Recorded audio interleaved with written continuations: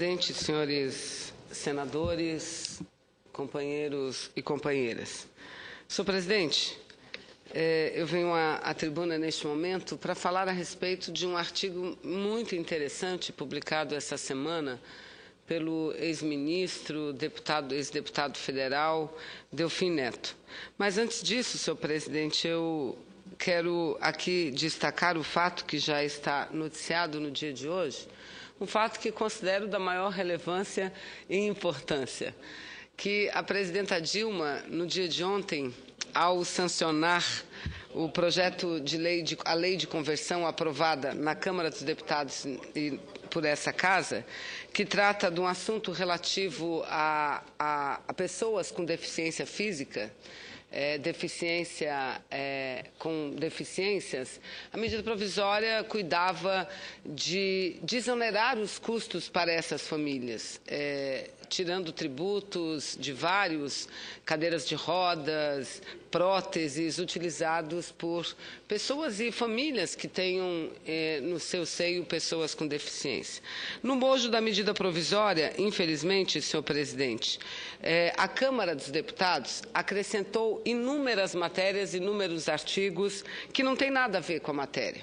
E entre eles acrescentou um artigo que permitia, senador Gurgás, a venda de medicamentos em supermercados, em mercearias, ou seja, em estabelecimentos fora das farmácias, das drogarias, onde eles são vendidos exclusivamente.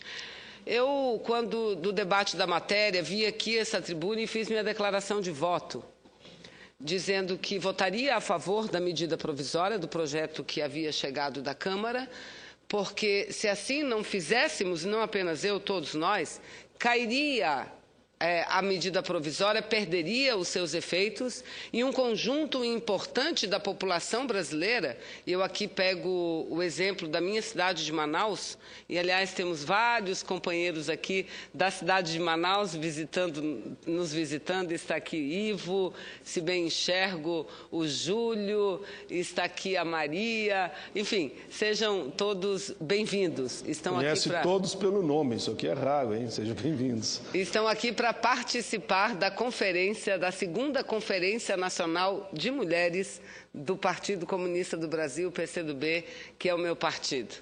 E importante, senador Paim, eu não queria misturar os assuntos, mas já acabei misturando. Conferência de Mulheres, a segunda conferência. Nós apenas recentemente estabelecemos cotas para as mulheres, nunca tivemos cota. Porque achávamos que internamente nem seria necessário, porque nossa prática de valorização e abertura dos espaços para as mulheres, tanto que é o nosso partido aquele que tem o maior percentual de mulheres na sua bancada, o maior percentual de mulheres na sua bancada. São 6 deputadas federais entre os 15 eleitos, 6 deputadas federais, ou seja, 40% da bancada federal do meu partido é de mulheres. Mas, enfim, então nós estabelecemos cota muito recentemente. E a cota, ela determina cota de gênero, não é cota para mulher, é cota de gênero. Tanto que, nesta segunda Conferência Nacional sobre as Mulheres, a cota foi aplicada aos homens, senhor presidente Paim. A cota de gênero foi aplicada aos homens, então nós temos um percentual mínimo, acho que são 25% ou 30% de homens delegados participando da conferência cujo tema principal é mulher. Não é? Porque a cota é de gênero. E eu vou falar semana que vem, após o encerramento da conferência que acontecerá no domingo, falarei mais sobre esse assunto. Mas sejam todos bem-vindos. Convido para que possam descer e a gente bater uma fotografia logo mais aqui embaixo. Mas, enfim, então a presidenta Dilma falava aqui sobre a medida provisória aprovada pela Câmara, que chegou ao Senado, e tivemos que aprová-la por conta dos benefícios para os portadores de necessidades especiais, para as pessoas portadoras de deficiência. Mas registramos aqui, não apenas eu, mas senador Humberto Costa, ex-ministro da Saúde, portanto alguém que entende também da matéria, e o fato de que estaríamos votando, mas faríamos de tudo para que a presidente vetasse aquele dispositivo. Vetasse, senador Paim, aquele dispositivo que abria a venda de medicamentos, obviamente, aqueles livre de receituário médico, para venda em hotéis, em mercados, supermercados, porque eu, como farmacêutica, tenho um entendimento e a convicção plena. Todo medicamento ele tem um limite entre fazer o bem ou fazer o mal, dependendo da dose e da forma como se prescreva e como se utilize o determinado medicamento. E, nesse caso, o Brasil já é um dos países que tem o maior índice, o maior percentual de automedicação. Dizem que todo brasileiro gosta muito de falar sobre o futebol, dar palpite na escalação dos times, na forma como os jogadores jogam e também em prescrever medicação para quem está doente. Quando o senhor certamente já encontrou muitos amigos, estou com dor nas costas, com febre, e o amigo prontamente já lhe indica qual é a melhor medicação. E esse é o costume do povo brasileiro. Então, caso fosse aprovada a medida efetivamente, isso ampliaria muito a venda desses medicamentos, muito significativamente. Aumentaria o lucro dos laboratórios, mas traria um prejuízo à população enorme. Posteriormente, colhemos a assinatura, Vossa Excelência assinou, inclusive, de um ofício que encaminhamos à presidenta Dilma. Encaminhamos para que ela vetasse. Todas as entidades da área de saúde, todas fizeram uma forte pressão e nós também, senadores, colocamos que votamos a favor, explicamos as razões. Votamos a favor para contribuir com o governo federal numa medida importante, mas aquele dispositivo todos éramos contra. E, para nossa alegria, a presidenta vetou, senador Paim. Está vetado, ou seja, continua as mesmas regras atuais. Vetado, não se permite a venda de medicamento em supermercado. Todo medicamento, independente ou não da necessidade do receituário, só pode ser vendido, comercializado em estabelecimentos especiais. Então, fica aqui meus cumprimentos, não só à presidenta Dilma, mas à Casa Civil, à ministra Gleisi, ao Ministério da Saúde, enfim, a todos que tenho certeza, convicção, que trabalharam muito para que ela tomasse essa decisão, porque é a decisão acertada para a saúde do nosso povo, para a saúde do Brasil. Mas, senhor presidente, o segundo assunto que já destaquei, que eu quero falar nesse momento, diz respeito a um artigo, acho que publicado no jornal Estado de São Paulo, artigo de autoria do ex-ministro, ex-deputado Delfim Neto, no último dia 16 deste mês. Hoje nós estamos há 2 dias, portanto, o artigo publicado no jornal O Estado de São Paulo. E aí o título da matéria é "A ideia de Banco Central independente já acabou". Veja, senador Paim, o título, "A ideia de Banco Central independente já acabou". E diz o ex-ministro Delfim Neto, que a nova realidade econômica impõe um diálogo maior entre o Banco Central e o governo, não apenas no Brasil, mas no resto do mundo todo. E diz o seguinte, o ex-ministro Delfim Neto, que a independência total do Banco Central não existe nem no Brasil e na grande maioria dos países do mundo. E também lançou, além da questão da liberdade do Banco Central, a independência ou não do Banco Central, ele defende e levanta questões relativas à polêmica criada em torno do câmbio flutuante. Isso tudo, por que desse artigo do ex-ministro Delfim Neto, senador Paim? Porque desde que a presidenta Dilma anunciou sua intenção de baixar de forma drástica os juros oficiais do Brasil, e efetivamente o Banco Central assim vem agindo, setores importantes do mercado internacional, setores importantes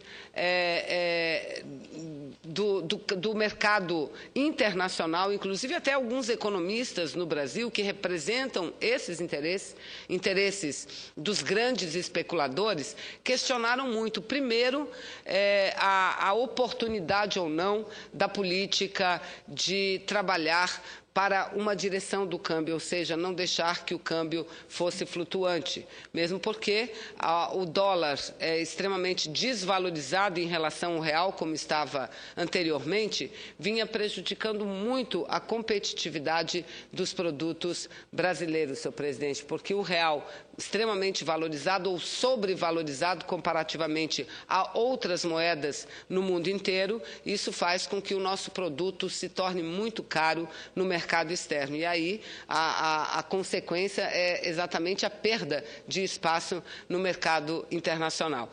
E então veio primeiro este questionamento. E segundo, e que isso vinha ocorrendo porque o Banco Central, que deve ser um banco independente, tinha conseguido estava atrelado ao governo federal. E aí eu repito, com a autoridade que tem o ex-ministro, ele mostra que nenhum lugar no mundo, nem bancos centrais são totalmente independentes, nem o câmbio é totalmente flutuante, ou seja, fica à deriva do mercado, não é? Fica à deriva do mercado. Ele chega, inclusive, a criticar de forma dura aqueles que defendem ainda a tese do câmbio flutuante. E em relação à política econômica, ele afirma categoricamente aquilo que nós defendemos a vida inteira, que tem de haver uma integração entre a política monetária, fiscal e cambial. Tem de haver uma integração. E tem de haver uma integração entre a política econômica a política macroeconômica e o governo de cada país. Porque não pode o governo caminhar para um lado e o Banco Central, a comissão, o Copom, caminhar para outro lado, para outra direção completamente diferente. Isso não pode acontecer e não acontece efetivamente em nenhum lugar do mundo. Então, os cortes em relação aos juros praticados no Brasil tem sido, talvez, uma decisão das mais corretas tomadas nos últimos tempos pelo governo federal, das mais corretas e também das mais duras, presidente, porque não tem sido fácil. Porque diminuir o valor dos juros, e, aliás, vamos lembrar, o Brasil está no topo, é o país que cobra a taxa de juros mais elevada do planeta.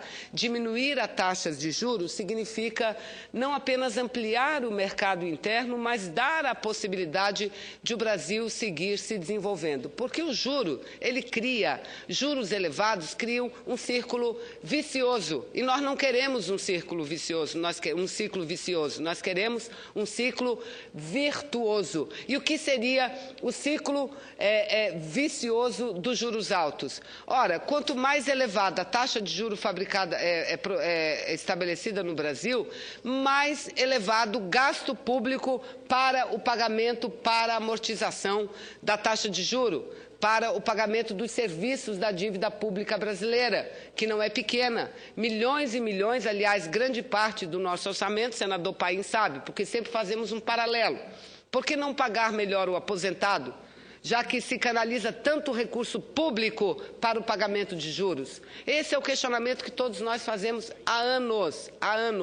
Não há dinheiro para investimento, não há dinheiro para servidor, não há dinheiro para nada, mas há para pagar serviços da dívida. Então, como mudar essa realidade? Mudar a realidade significa diminuir o valor das taxas de juros. E é isso que a presidenta Dilma está fazendo de forma extremamente corajosa. Os jornais, a imprensa já tem mostrado quanto será a economia do governo brasileiro, senador Paim, a economia do governo com a diminuição da taxa de juros. Bilhões, não estamos aqui falando de milhões, bilhões de reais serão economizados por conta dessa acertada decisão da diminuição da taxa de juros no Brasil. E eu, senhor presidente, falo esse assunto levantando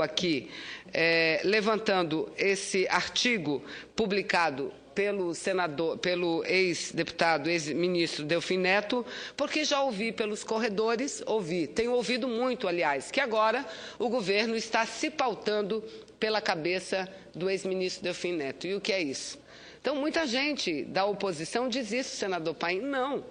Apenas o Delfim Neto, o ex-ministro, vem concordar com aquilo que nós dizemos há muitos anos. Há muitos anos. É preciso diminuir a taxa de juros no Brasil. O câmbio não pode ser flutuante. Não pode. O Brasil tem que ter uma política econômica perfeitamente estabelecida que propicie o avanço do desenvolvimento. Então, eu penso que com todas essas medidas que o governo vem adotando, o Brasil, que desde a época do presidente Lula tem conseguido ultrapassar as crises de forma mais vantajosa e mais rápida até do que outros países do mundo, agora não será diferente. Eu acho que nós estamos construindo um ambiente, nós estamos construindo um clima capaz de fazer com que o nosso país siga se desenvolvendo.